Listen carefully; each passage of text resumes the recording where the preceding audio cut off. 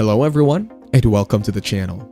In this video, I will show you exactly how to hide followers on Instagram. First of all, open up the Instagram app on your phone and select a random profile like Tank's, which has 3.1 million followers. Tapping on the follower count reveals that only Tank can see his followers. Now let us go back. Choose another account and tap on followers. Here, you can see every account following this profile. To hide this information, go back to your profile icon from the bottom right corner. Tap on the three lines at the top right, then select Settings and Privacy. Scroll down to Account Privacy and switch to Private. This means that accounts not currently following you won't be able to view your followers list. Note that existing followers can still see the list, but you can remove a follower to prevent this. Instagram makes it challenging to fully hide this information.